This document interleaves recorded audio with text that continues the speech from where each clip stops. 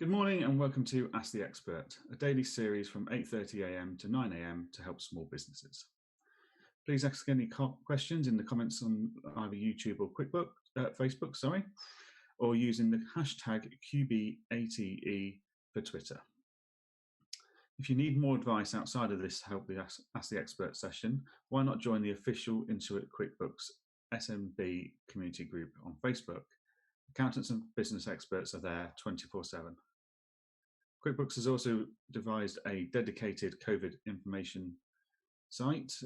To visit this, just go to the QuickBooks website, scroll a little bit and click on the big Learn More button under the header Support for You and Your Business During COVID-19. This is an absolutely brilliant resource that I've been diverting my clients to and people via social media. It's got some really simple calculators and quick questions to work out if you are entitled to any of the support that the government's currently put in place during COVID-19. My name's Johann Goree. I'm the Managing Director of JGBC. We're an accounting firm that's based up in Scotland. We are primarily supporting small businesses. Most of our clients are between 0 and 3 years old, and they're all just starting their business journey. We work with all various industries and with the ultimate goal of sharing the learnings between each one. We often find what helps one industry will help the other. We're a cloud-orientated business, and our team have always been encouraged to work from home to ensure that they get the maximum flexibility around personal lives. None of the team have to work Monday to Friday 9 till 5. They're encouraged to work the hours that suit their routine. So school runs can be facilitated, ballet classes, holidays, etc. The team's also dotted across the UK, so we have members up in Dunkeld, we've got a colleague down in Reading, and myself in Edinburgh. Utilising cloud technology and working from home, we're able to work with clients who are located across the UK. We've just developed a pin map of where all our clients are based, and we literally have clients pinned between Inverness and Devon and back. Now, for the last 6 weeks, JGBC team and myself have been working hard to support both our clients and any other business owners seeking free assistance with the COVID-19 financial support options. We've basically been working 7 days a week, 8 or 7 a.m. in the morning till about 10 p.m. at night, answering messages, responding to comments on Facebook, and responding to emails and phone calls, all relating to how the government's financial support may be applicable to people's individual circumstances. The support on the government website is fantastic, but sometimes just translating it into your own scenario can be a bit difficult. So that's what we've been trying to do. To find out more about myself and my business, you'll find us at jgbc.co.uk or by searching JGBC on Facebook. I'm also on LinkedIn if anyone wants to find me there. Although it's been a very tough 6 weeks for businesses across the UK, what's been truly inspiring and encouraging is actually watching our clients, the smaller businesses, pivot their business using their entrepreneurial skill set, which is ultimately why they went into business. And they've pivoted to be able to find ways of surviving through this crisis. Although it's a tough period, they're still being able to generate enough turnover to cover their bills along with the financial support from the government. One example of this, I was chatting to a client last night who is a guy called Will. He runs the Dunkeld Whisky Shop in Dunkeld, Scotland. It's an absolutely lovely little store. He does fantastic whisky tastings, I should know. I've been on one already. But he had no online presence when this all started. Within a matter of days, though, he had an online retail store. He was delivering locally to people's houses that wanted the whisky, so because they couldn't come to him. And he's now started selling whisky tasting packs ready for an online whisky tasting experience, which he's ran last weekend. These whisky tasting packs have actually sold out within hours each time he launches them. And the only thing holding him back now is trying to get a delivery of more sample bottles so he can send out more packs to customers ready for the next one. It's events like this, though, that are causing us to have hope that small businesses, although their financials and cash flow might be tight, they're actually in a really strong position to come through this and to evolve and move and pivot in a lot better position, that's for sure, than any of the bigger businesses who are really struggling to find a way around the coronavirus. So this week, we've got the big news of the bounce back loan, which I just wanted to go through with you quickly. The loan scheme has been introduced to help small businesses overcome the challenges currently faced with the requirements of Coronavirus Business Interruption Loan, or the CBILS, as it's commonly known as.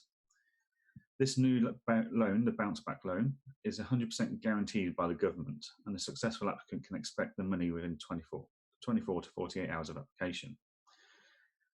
Now, by it being guaranteed by the government for 100%, it means that the checks and feasibility of the business doesn't have to be quite as high as it would have done for the CBILS, where it was only 80% backed. Now, we are still waiting for the final detail. I was hoping to see this last night or yesterday so I could talk to you in more detail about it today, but the government's website on this hasn't been updated since the 28th of April. So fingers crossed, we'll see an update today into tomorrow, ready for the launch on Monday. But I have spoken to a source of mine who works as a business relationship manager at a business funding provider. As a provider, they're very convinced that this is going to have to be a very simple application with very minimal checks, just to ensure that they can facilitate the turnaround time the government is asking for. The application will probably be 2 pages. It will be an online application form. You won't need to present any cash flow forecasts. And we literally, the minimum requirements they're looking to try and acquire are to cover themselves, making sure there's no fraud, no anti-money laundering, and a credit check. And this is really the only way they see how they're going to be able to facilitate a fast turnaround of the money which the government's asking them for. What we do know detail-wise is what was announced the other day by the Chancellor. So businesses can apply for 25% of their annual turnover, up to a value of £50,000, for the period of up to 6 years. So basically what you're doing is taking a 5-year loan, but they've made it 6 years because the government will be paying the first 12 months of interest to the banks, and you won't have to make any capital repayments for the first 12 months. After the first 12 months, the loan will be over a period of up to 5 years, and the interest rate will be relatively low, but we're still waiting final details to confirm the expected rates on this. So hopefully this is going to be a much faster, much more supportive application process for everyone. We have seen a lot of issues with the CBILS due to banks needing different requirements for cash flow forecasting. We've had lots of positive feedback about NatWest, however, and how they've responded to the CBILS event. And they're one of the better performing banks at the moment regarding processing of applications and getting the money out there. In other news this week, we've also seen the rollout of the furlough pay. So applications were made last week, and money has been reported to be going into the banks since Saturday morning, depending on your bank. So the HMRC released the money on Friday night, and depending on your bank, how quickly they process these things, payments due on Monday had started filtering into the banks for our customers from Saturday morning onwards. We've not had any customers rejected. We've not had any customers that haven't had their money that has been applied for. And HMRC have met the turnaround time every time. So we're really impressed with this furlough scheme at the moment and the application process. Most of the time for this kind of process to be built from scratch, you're talking about years of consultation, development and system building. They managed to do it in a very short period of time this time, which is really positive. Also this week, we've seen more funding from the Scottish Government being released. As of yesterday, they made £100 million available for 3 different pots of money. So this is available for businesses in Scotland. There's the hardship fund for self-employed that are now up and running. So a self-employed person can get £2,000 from the Scottish Government. That's been administered by their local council. There's a fund for tourism, hospitality and the creative industry, which will allow between £3,000 and £25,000 worth of grants, which is being administered by Visit Scotland and a couple of other companies. And there's a pivotal loan for any businesses that are pivotal to Scotland's economy or the NHS. So if they're struggling with cash flow, they can apply as well for some funding. So without further ado, let's get on with some questions. So we've got Angelica from Twitter DM. What are the requirements for coronavirus business bounce back loan? I don't know if I'm eligible.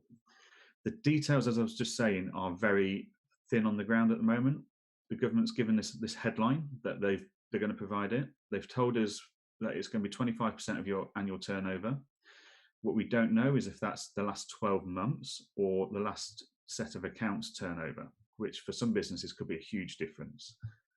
So I've got a client who in the last financial year did £50,000 turnover. In the last 5 months has done £60,000 turnover. So that's going to be how much that client can get from their loan. It's going to be really dependent on that fine detail, which we're still waiting to be announced for. But if you keep an eye on the QuickBooks website and on my Facebook page, we will keep those updates coming out as soon as they come available. So the next question is from Philippou.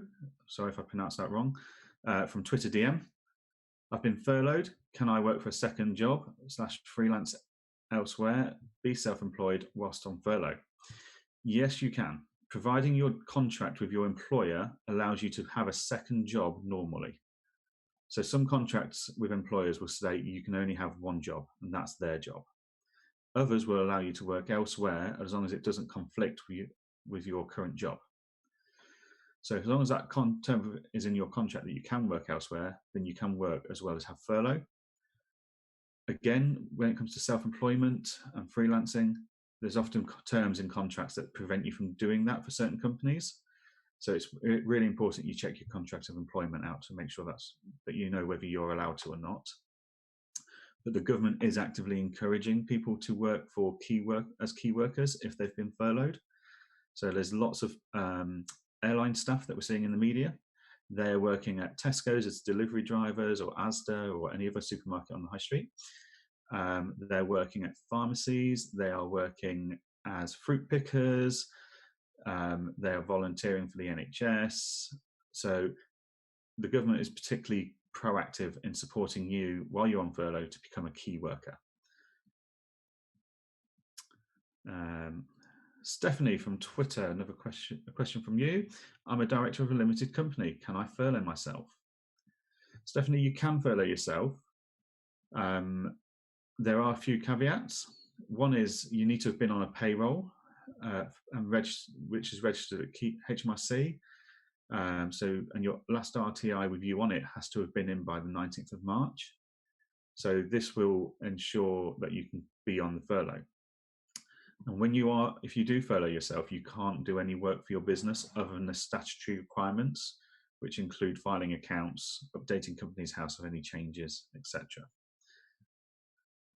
So we'll need to know more about your situation to be able to confirm yes or no, guarantee what the answer is there. But there's a few factors that you need to take into consideration. Aaron Patrick from Facebook page. Hi Johann, great content. With your team successfully working from home, any tips regarding software, hardware that's been helping your team look after your clients during this time? Aaron, I think the main thing that's been key to our success is a communication system. So we've used Asana for the last year. Asana is a bit like Trello or Slack. It's a project management tool so we've got it set up that every client's got their own project. And in that project, there's multiple tasks, which are like VAT returns, bookkeeping, annual accounts, stuff like that.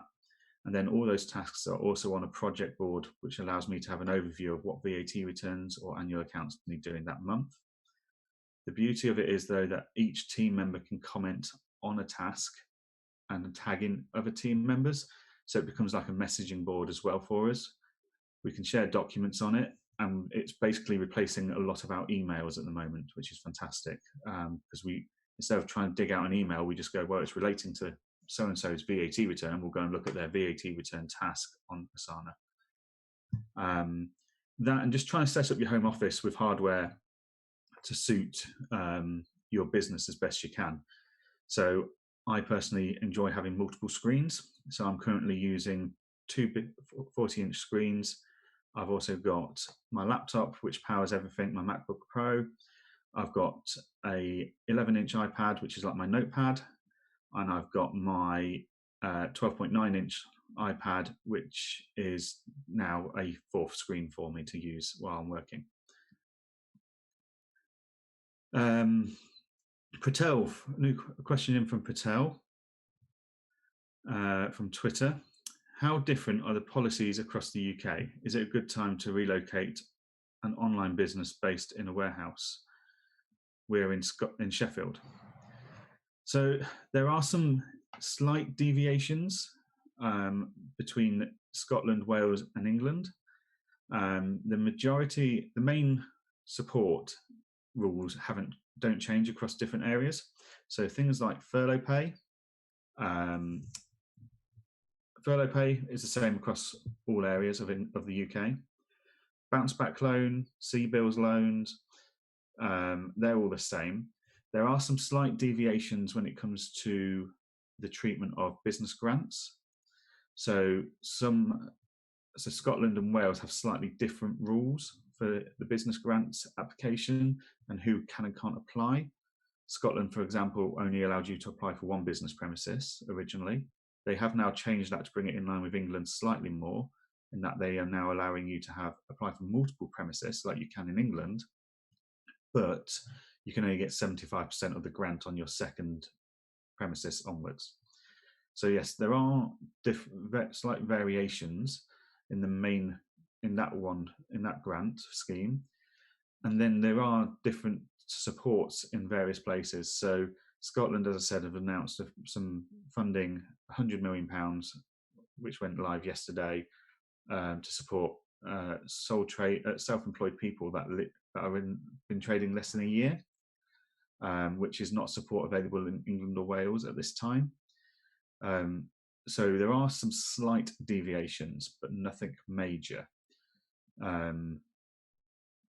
So if you had already planned to relocate, then I wouldn't take the support available too much. I'd be looking at the more long-term deviations rather than just the short-term, because we don't know how much longer these grants, etc., are going to be in place, and they may not be available once you finally move.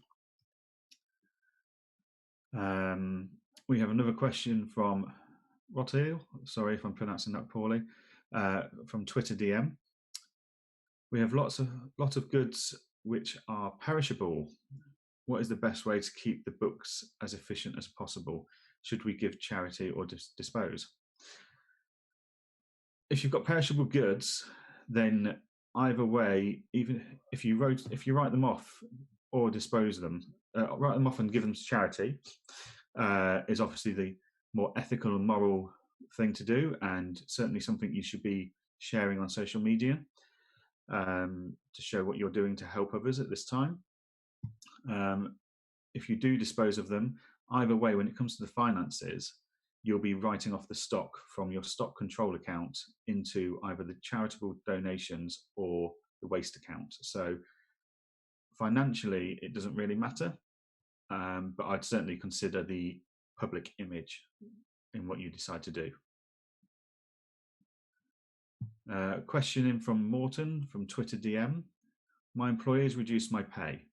What are my rights? All employees have had to take a pay cut, which might not make a huge difference from the senior leaders, but for someone like myself with a low pay, it does. So Morton, this depends on why they've taken a cut. If they've reduced your pay by 20% and you're now furloughed, then that's because the government's prepared to substitute the first 80% of your wage. So a lot of businesses have decided to help their cash flow that the staff are better off being on furlough than being redundant with no pay at all. So they've told their staff that if they're on furlough, they're only going to get 80%. If you're still working for your employer and you've had a pay cut, then it comes down to contract terms as to whether that's allowed or not. So that's starting to get outside of my remit. So you'll need to speak to a HR person really to get the right answers for that. But you could go to Citizens Advice. I imagine they are very busy at the moment though, so you might be better off approaching a HR consultant. Question in from Tom on Facebook Messenger. Sounds like you've got a great home setup. Do you pay for your staff to have a similar setup? How much should I spend on my working from home staff? Is there an ideal spend level? Really good question there, Tom. So my staff have the equipment that they ask me for. So we say to them, right, what do you need to do your job from home? And we facilitate that. My staff also get a monthly supplement in their payslip in line with HMRC guidelines. So if you check out the HMRC website, they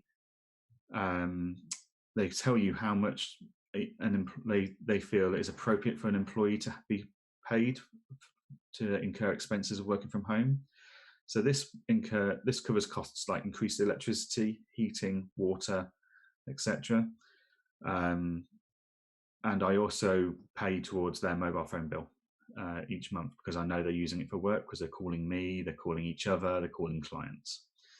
So it's just about looking at it and kind of doing what's fair, and also what HMRC accept as a reasonable amount. So my team also get their 45p a mile for traveling anywhere to go and meet clients. Not that they're doing that at the moment, but back before this all happened. So it's just coming up with a really fair system that supports both your staff and you. What you will find, though, is a staff member that truly values working from home and the flexibility that brings them to work when it suits them and their family holds that to a much higher level of value than they would an hourly pay rate. So that it's certainly an option to consider going forwards. And I know it's something my team value, and they've expressed the value that they see in that every day. Okay, a question in from Emma on Facebook Messenger. Hi, what is your best advice on managing cash flow, or in my case, the almost non-existent during this time? I don't have any employees and my partner still has a job. We pay rent and essentials within his salary. We can pay rent and the essentials for his salary for the near future. So when it comes to cash flow, it could be something as simple as getting out an Excel spreadsheet. At the top, put in how much income you've got from yourself or your husband or your partner, and then listing beneath it every single expense that you have. So shopping, utilities, travel, etc. And the best way to do that, to make sure you've got it all, is to go back through the bank statements for the last couple of months, make sure you've put everything into different categories, add it all up, and then do that for every month for the next few months, so you can see which months you're going to be short on. And then you can also address, right, could we cut back on our shopping bill? Has the coronavirus lockdown actually reduced the amount of travel we're doing? So are we going to spend the same amount on fuel in the next couple of months as we did a couple of months before it? And it will help you identify savings and work forwards from that. Question in from Liam from Twitter DM. As an accountant, would you recommend borrowing money from family to set up a business? My family has offered, but my friends tell me it's a bad idea and I should look for investment elsewhere. Also, I'm interested to know if you think a lot of people use the time to set up their own businesses, or if people are hesitant as we don't know how the near future looks. We've got a lot of clients who are looking at setting up new arms to their businesses, or new businesses in general at this moment in time. It is a downtime. If you've not got anything to do, then I don't see the harm in investing time in your planning of your business and doing the research. I would be hesitant to invest money at this moment in time in anything that you aren't confident you're definitely going to go ahead with and isn't going to be flexible and supported in the new normal, as they call it. I think we need to accept that this lockdown period may carry on a little bit longer, and when we do come out of the lockdown, it is going to look different. So it would be worth seeing how businesses that you're looking at running are currently coping with the current situation, and whether you think there's a way you can generate turnover for that business as you come out of this. Regards to borrowing money from family, it depends on your family. Some families will lend you money, no strings attached. They won't put their nose in, they won't mind. Ultimately, it's your choices, etc. It's your business, crack on. It's a genuine, here's some money, it's better than paying interest to the bank. Other families can be a bit intrusive, or they might be a bit judgmental and want to throw their opinions into everything you are and aren't doing. So it's really down to your family situation and whether you think you could borrow money from them and have a clear conscience, and not have them interfering all the time. A bit of an aloof answer there, I'm afraid, Liam, but it's very much down to personalities and the family dynamics as to whether you should borrow money from a family member or not. A question in from Essin on Facebook Messenger. Again, I'm sorry if I'm not pronouncing these names very well. I've got a few clients who asked me to pay for some expenses as part of my work. They said I can bill it back. What's the best way to do this? Normally, most people would add those expenses to their invoice. They'd itemize it so that the person paying the bill can see exactly what the expenses they're covering. And if you've got a copy of the receipt, I'd attach that to the bill, the invoice that you're sending them, just so that they can see that it's a genuine, you spent £20 on a train ticket and the train ticket's there with £20 on it. So it's just being open and honest with them and backing up what you're claiming for. Question from Adriana from Twitter DM.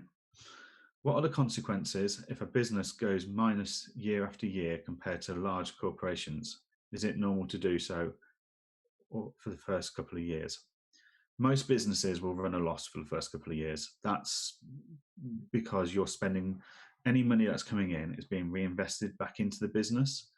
You're often raising capital from banks and yourself and from personal savings or family savings that you're going to invest in the business, buying equipment, training yourself or your staff. These things do escalate very quickly, but it is completely normal that small businesses will make a minus in the first couple of years of trading. Obviously, the ideal scenario is to make a profit so that you're able to take that money and replenish your savings. But yeah, completely normal to be making a loss for the first couple of years. So we've got a question in from Michael from Facebook Messenger. With the bounce back scheme, I'm afraid it will only help me in the short run, but in the long run, I'm going to end up with lots of debt. Is it a smart idea to take it or not? And how do I know how much I should apply for? So at the moment, we don't know quite how much you can, whether they're placing the 25% of your annual turnover on the last set of accounts or the last 12 months of trading. I would hope the last 12 months of trading because it's more realistic and it's more relevant, but we'll have to see what the government announces hopefully today in their detail. Yes, this is going to leave you with debt. However, I've had conversations with clients in the last 48 hours where they're looking at taking this loan out so that they can ultimately bounce back. It is in the title of the loan. It's great. So they're looking at consolidating some debt because they're thinking, right, I can pay off these debts where I'm paying interest today and capital today. I don't have to pay anything back on this loan for the next 12 months. So that helps my cash flow on a day-to-day basis. I could use a chunk of this loan to increase the equipment in my restaurant's kitchen or something like that, so I can have a higher capacity when we come back out of lockdown. So they're looking at how this loan can support them for the next 12 months to increase efficiency and capacity of their services and reduce their outgoing payments on other debts. And then in 12 months' time, in theory, they'd be in a much better position to then make payments against this new loan. So it is a breathing space, potentially. It's just looking at how it's going to suit your business. So that is it. We're going to need to wrap up. Thank you for all the questions. They've been absolutely fantastic. Coming up on Ask the Expert is Shay from Pearl Accountants on Monday morning at 8:30. Again, I'm really sorry. I'm really bad with names. Numbers I'm great with. Names, not so much, unfortunately. A reminder, if any of you need to say any more advice, join the official Intuit QuickBooks SMB community Facebook group. It's full of accountants and business experts that are on hand 24/7. So that's it from me today. My name's Johann from JGBC. Thank you very much. I'll talk to you soon.